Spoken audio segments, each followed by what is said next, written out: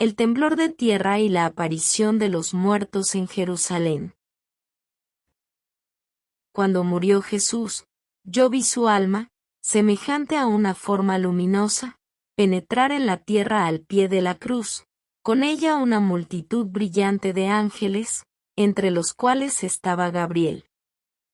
Estos ángeles echaban al gran abismo a una multitud de malos espíritus. Y oí que Jesús ordenó a muchas almas del limbo que volvieran a entrar en sus cuerpos mortales, para atemorizar a los impenitentes y dieran testimonio de su divinidad.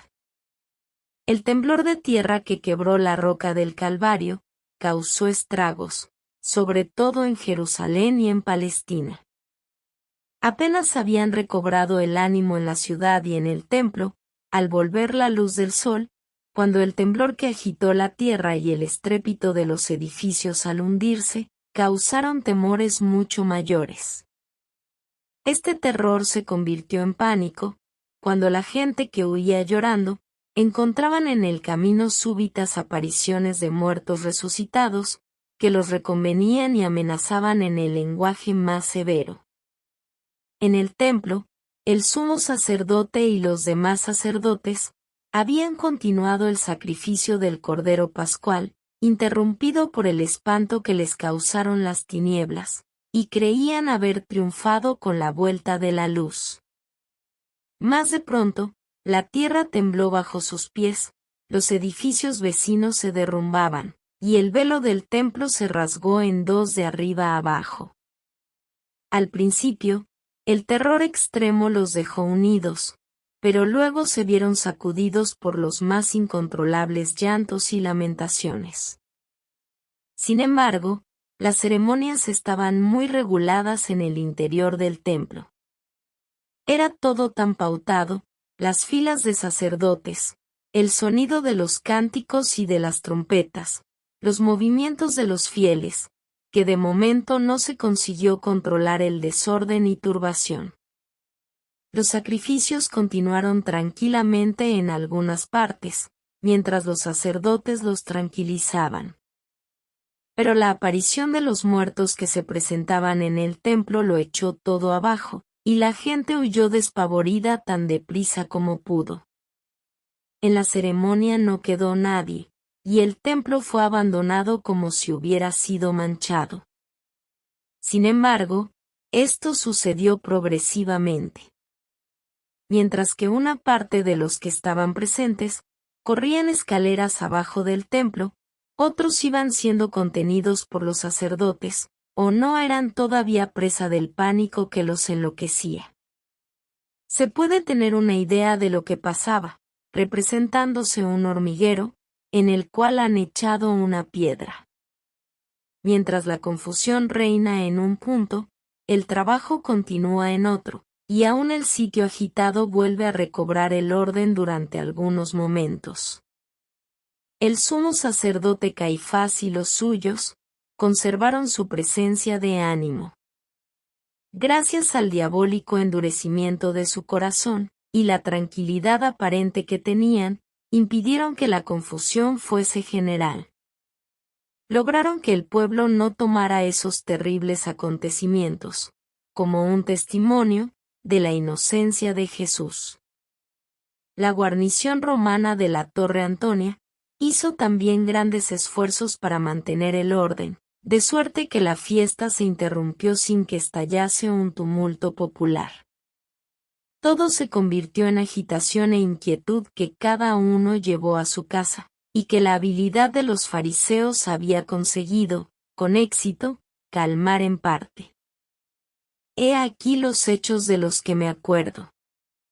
Las dos grandes columnas, situadas a la entrada del Sancta Sanctorum del templo, y entre las cuales estaba colgada una magnificente cortina, se apartaron la una de la otra. El techo que sostenían se hundió, rasgando la cortina con fuerte sonido de arriba abajo, y el Sancta Sanctorum quedó así expuesto a los ojos de todos. Cerca de la celda donde solía rezar el viejo Simeón, cayó una gruesa piedra que hundió la bóveda. En el Sancta Sanctorum se vio aparecer al sumo sacerdote Zacarías, muerto, entre el templo y el altar. Pronunció palabras amenazadoras, y habló de la muerte del otro Zacarías, padre de Juan el Bautista, y de otros profetas. Los dos hijos del piadoso sumo sacerdote Simón el Justo, se aparecieron cerca del gran púlpito, y hablaron también de la muerte de los profetas, y del sacrificio que ahora se había cumplido. Jeremías se apareció cerca del altar, y proclamó con una voz tronante, el fin del antiguo sacrificio y el principio del nuevo. Estas apariciones, que habían tenido lugar en un sitio al que solo los sacerdotes tenían acceso, fueron negadas o calladas y se prohibió severamente hablar de ellas. Se oyó un gran ruido, las puertas del Sancta Sanctorum se abrieron y una voz gritó: «Vayámonos de aquí». Entonces vi ángeles alejándose de allí. Nicodemo, José de Arimatea y otros muchos abandonaron también el templo. Muertos resucitados se veían todavía andando por la ciudad. A una orden de los ángeles entraron finalmente en sus sepulcros. La cátedra del atrio se derrumbó. De 32 fariseos que hacía poco habían vuelto del Calvario, muchos se habían convertido al pie de la cruz. Y en el templo, comprendiendo perfectamente lo que estaba pasando, hicieron duros reproches a Anás y Caifás, y dejaron la congregación. Anás había sido uno de los más acérrimos enemigos de Jesús, y había incitado al proceso contra él, pero ahora, viendo todos esos acontecimientos sobrenaturales, estaba casi loco de espanto. No sabía dónde esconderse. Caifás quiso confortarlo, pero fue en vano.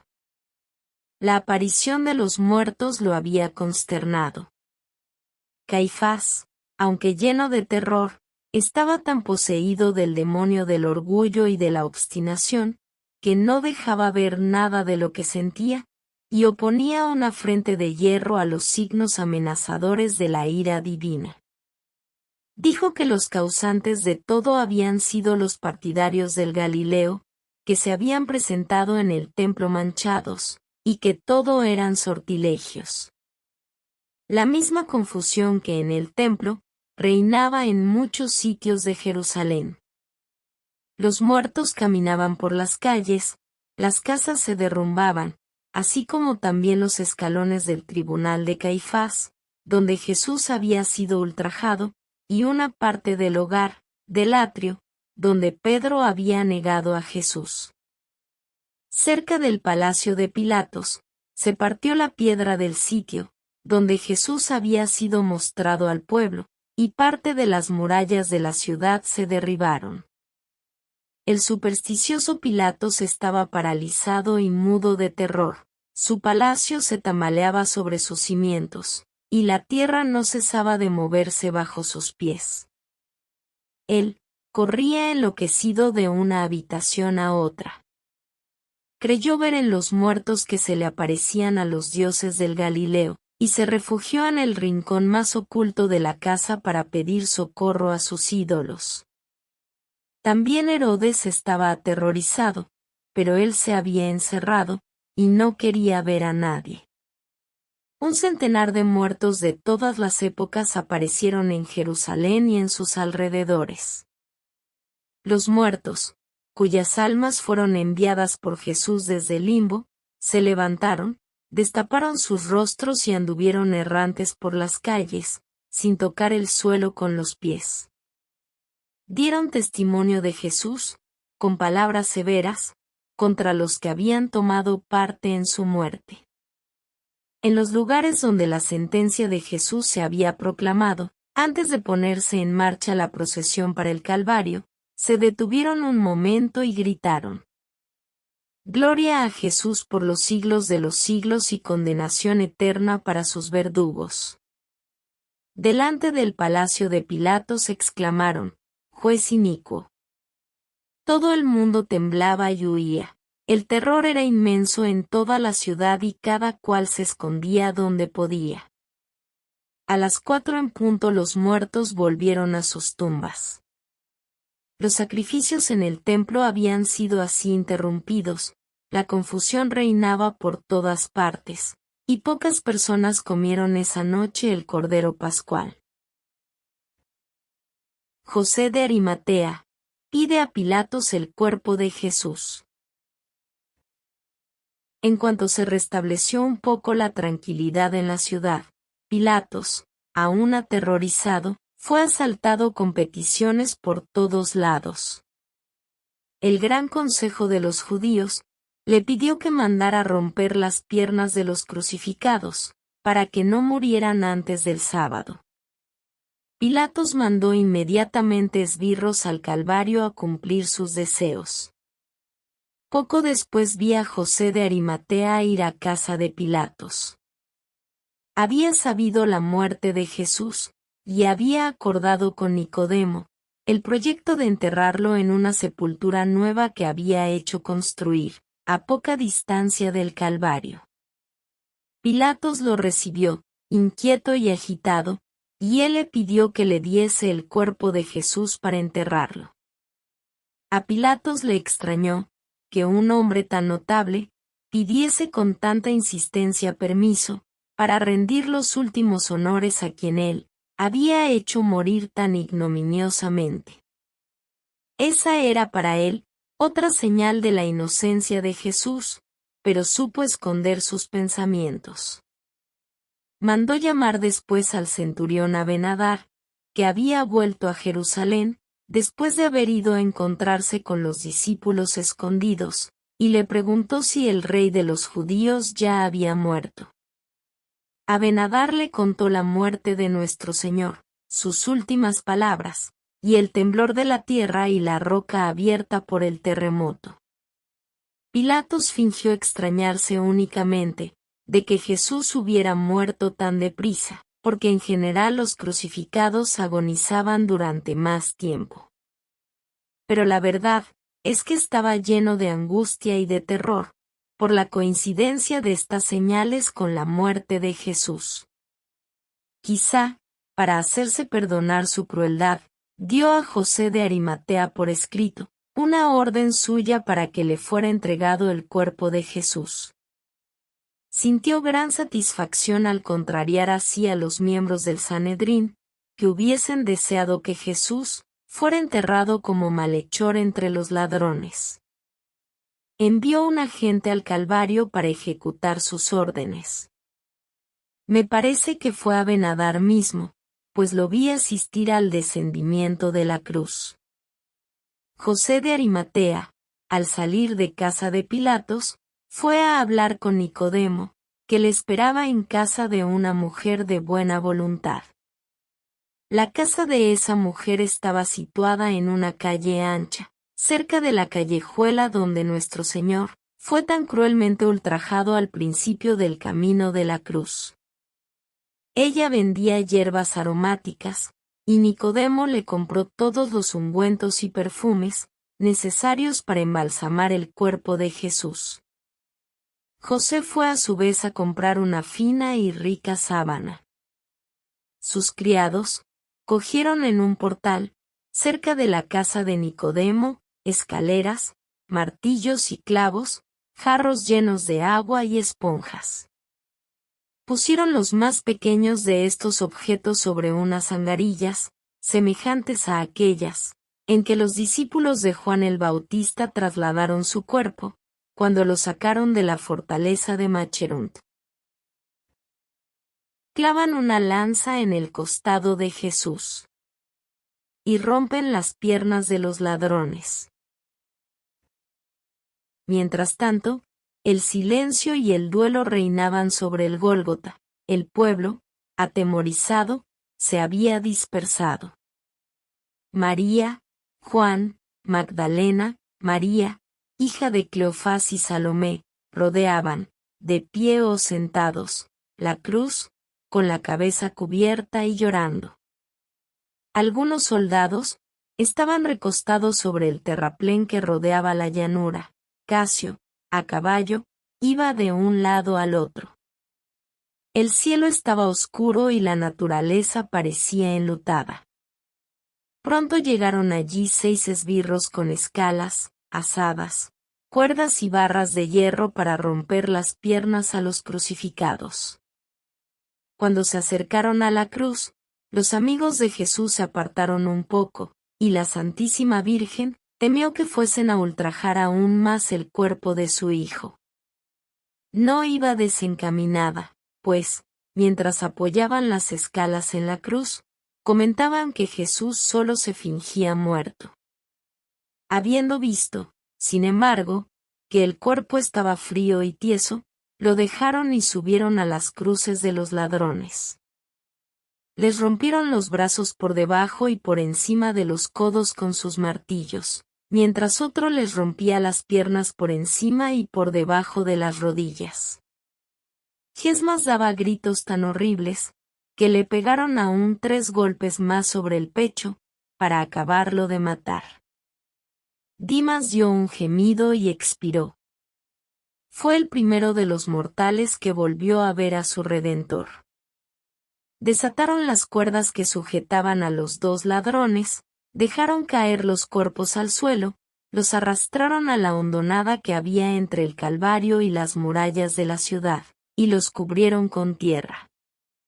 Los verdugos parecían dudar todavía de la muerte de Jesús, y el modo horrible en que habían quebrantado los miembros de los ladrones, hacía temblar a las santas mujeres, temiendo por el cuerpo del Salvador.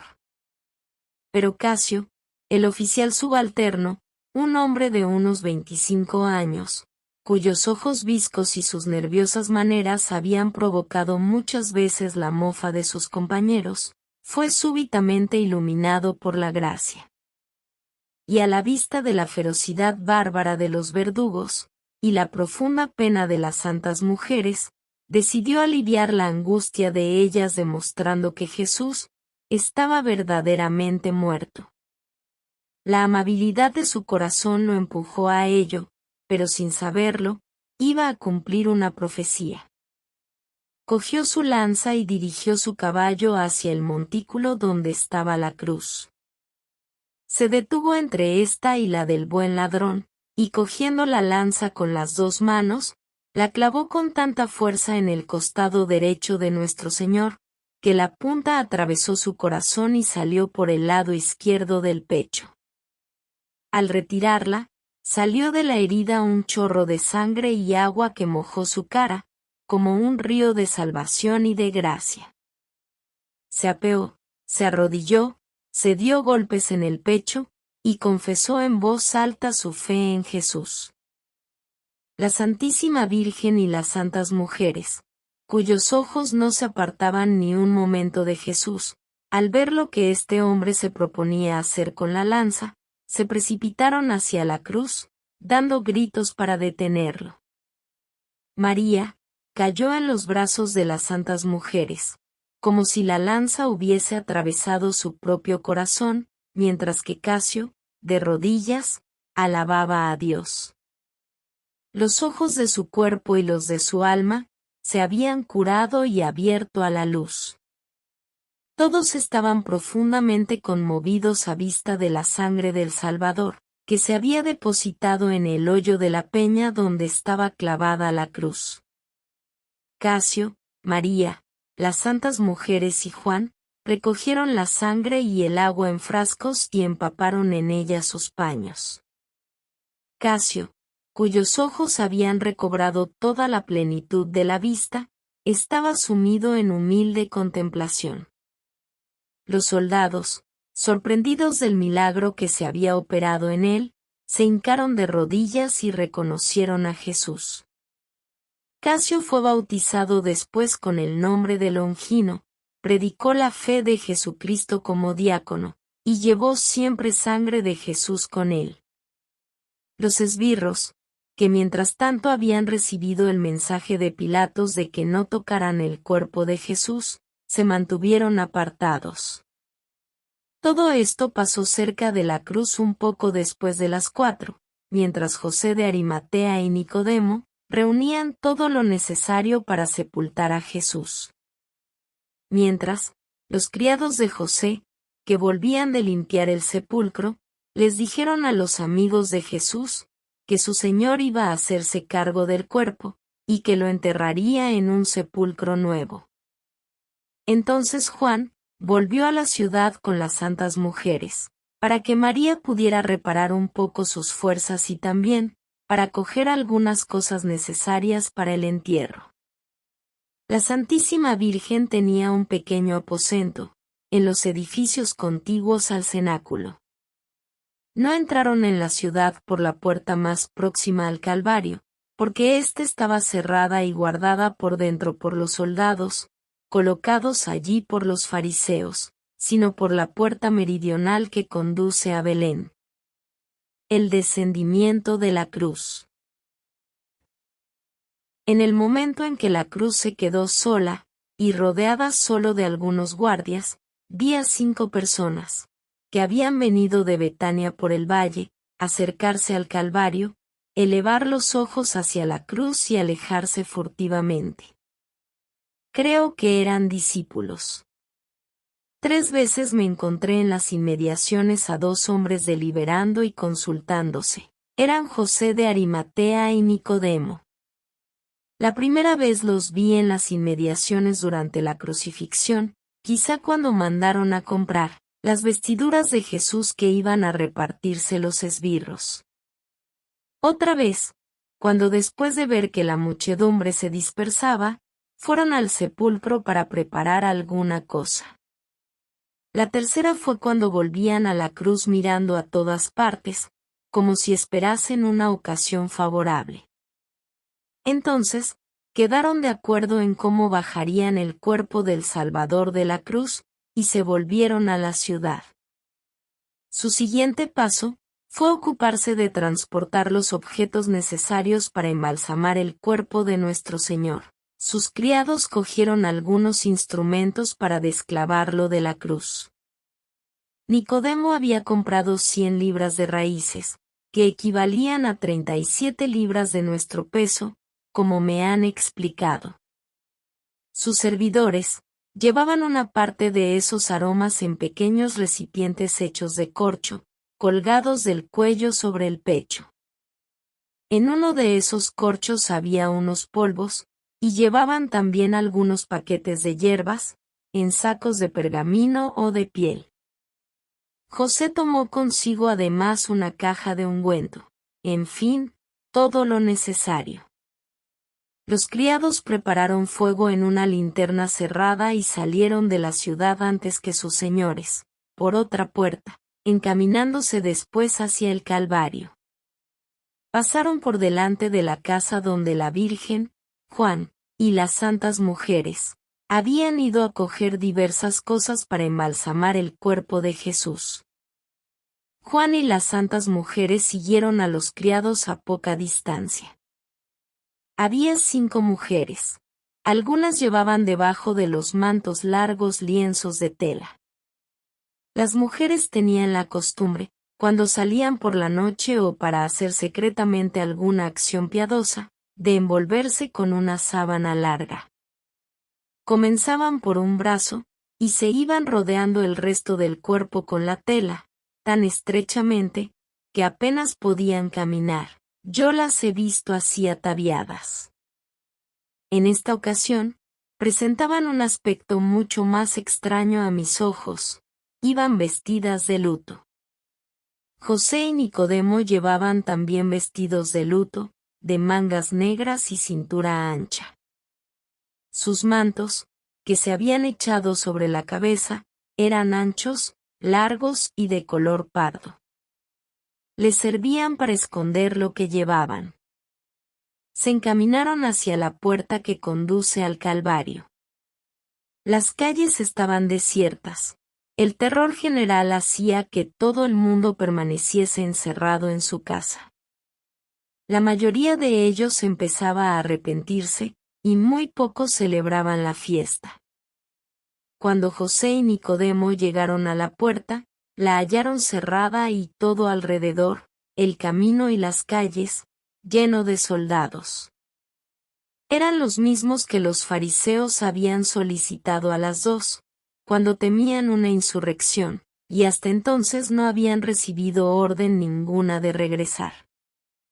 José presentó la orden firmada por Pilatos para dejarlo pasar libremente.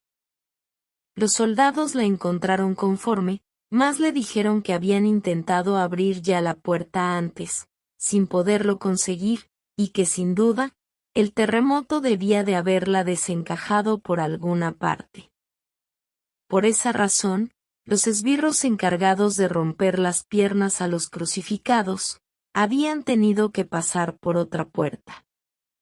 Pero cuando José y Nicodemo probaron, la puerta se abrió sola, dejando a todos atónitos. El cielo estaba todavía oscuro y nebuloso.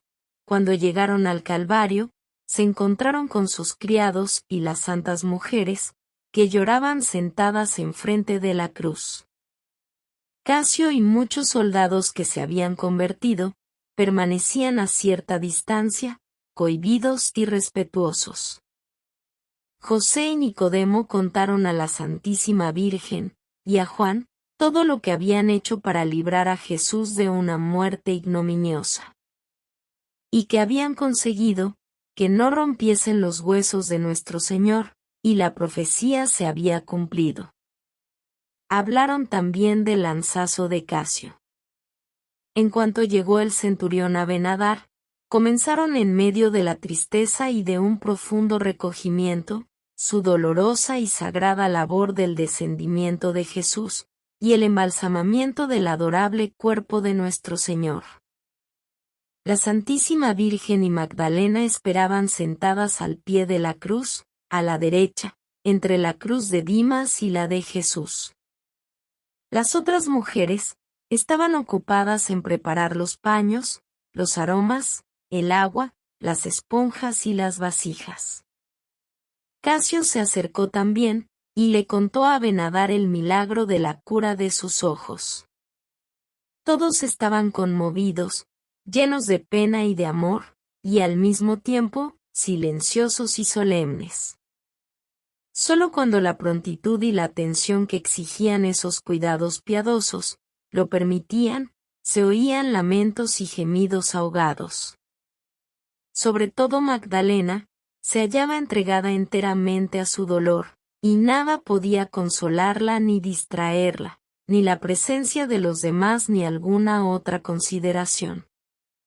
Nicodemo y José apoyaron las escaleras en la parte de atrás de la cruz, y subieron con unos lienzos.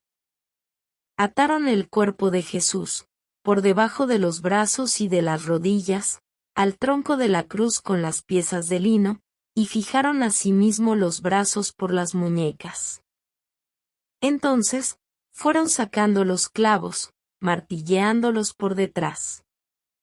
Las manos de Jesús no se movieron mucho a pesar de los golpes, y los clavos salieron fácilmente de las llagas, que se habían abierto enormemente debido al peso del cuerpo.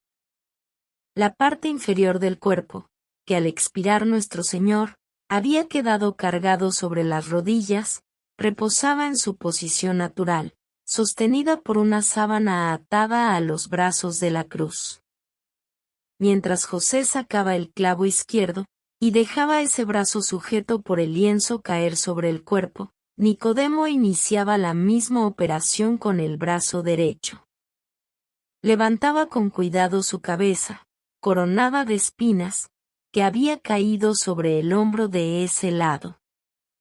Entonces arrancó el clavo derecho, y dejó caer despacio el brazo, sujeto con la tela, sobre el cuerpo. Al mismo tiempo, el centurión Abinadar arrancaba con esfuerzo el gran clavo de los pies. Casio recogió religiosamente los clavos y los puso a los pies de la Virgen. Sin perder un segundo, José y Nicodemo llevaron la escalera a la parte de delante de la cruz, la apoyaron casi recta y muy cerca del cuerpo. Desataron el lienzo de arriba, y lo colgaron a uno de los ganchos que habían colocado previamente en la escalera, e hicieron lo mismo con los otros dos lienzos.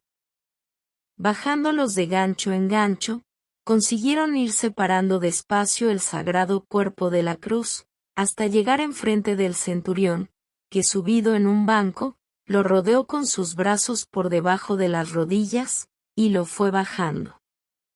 Mientras, José y Nicodemo, sosteniendo la parte superior del cuerpo, iban bajando escalón a escalón, con las mayores precauciones. Como cuando se lleva el cuerpo de un amigo, gravemente herido, así el cuerpo del Salvador fue llevado hasta abajo. Era un espectáculo conmovedor, tenían el mismo cuidado, tomaban las mismas precauciones, que si hubiesen podido causar algún daño a Jesús. Parecían haber concentrado sobre el sagrado cuerpo todo el amor y la veneración que habían sentido hacia el Salvador durante su vida. Todos los presentes tenían los ojos fijos en el grupo y contemplaban todos sus movimientos. A cada instante levantaban los brazos al cielo, derramaban lágrimas y manifestaban un profundísimo dolor. Sin embargo, todos se sentían penetrados de un respeto grande, y hablaban solo en voz baja, para ayudarse o avisarse. Mientras duraron los martillazos, María, Magdalena y todos los que estaban presentes en la crucifixión, escuchaban sobrecogidos, porque el ruido de esos golpes les recordaba los padecimientos de Jesús. Temblaban al recordar el grito penetrante de su dolor, y al mismo tiempo se afligían del silencio de su boca divina, prueba incontestable de su muerte. Cuando los tres hombres bajaron del todo el sagrado cuerpo, lo envolvieron desde las rodillas hasta la cintura, y lo depositaron en los brazos de su madre. María tenía los brazos extendidos hacia el Hijo, rebosante de dolor y de amor.